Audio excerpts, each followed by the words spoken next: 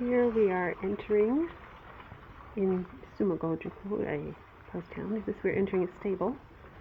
So we have the horse area and the storage area.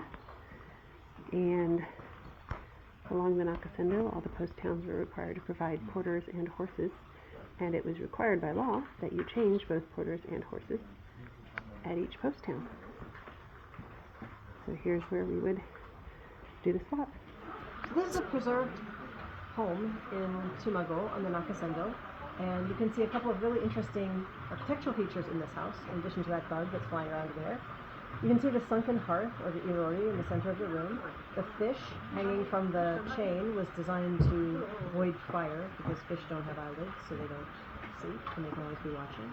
You can see that the rafters are open, so that smoke from the cooking fire can go up and out through the roof.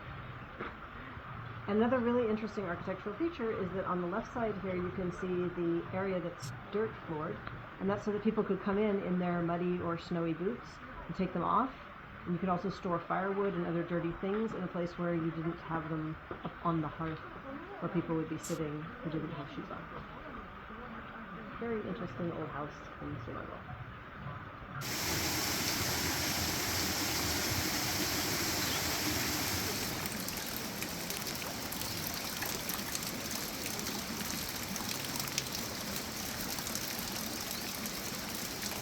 So we are inside the Honjin, which is the high-class inn in Tsumago. And once again here you see a really great example of a hearth. And above this hearth is a really interesting architectural feature.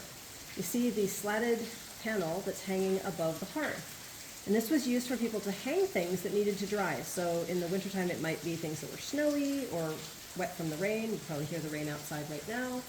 And you would hang them over the fire so that they could dry in the heat, and they would also acquire a nice smoky scent. It would help to disinfect them if there were any bugs or other vermin or things that were kind of hanging out in your clothing.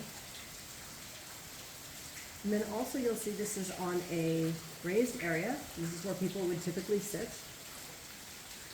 And then over here on the other side, there's a lowered area that is natural earth, and you can see that ceramic structure over there. That is actually made with earth or clay, and it is actually a cook stove. So you would have the fire being fed from the bottom, and then a pot for cooking rice or anything else would rest on top. And that is what the kitchen looked like in a very traditional high-class inn along the Nakasendō. The high-class inn in Tsumago, and this is actually a very traditional Japanese kitchen. Now in a private home, you would usually only see one of these ovens, but because this was an inn and they had to cook for a lot of people, you see that there are three. And the fire would be built down here in the base. You can actually even see some of the soot from past fires up there. And then you rest the cooking pot on top. In a place like this with three of them, you'd usually have one that was primarily used for rice, which is probably that one on the left. And then you would see a pot, like you see in the center, that would be used for soups or stews. And then on the right, we see a different kind of rice cooker. And so this was a very traditional kitchen. And you might notice also that it is earthen. The floor is earth. They've added modern stone. Because that way the fire wouldn't spread. And when you have houses that are made of wood and paper, you have to take a lot of caution about fire. And so that's why typically in a Japanese house in the medieval period, the kitchen would actually be in an earthen floored area, separate from the rooms where the family would live, which would be raised with wooden floors.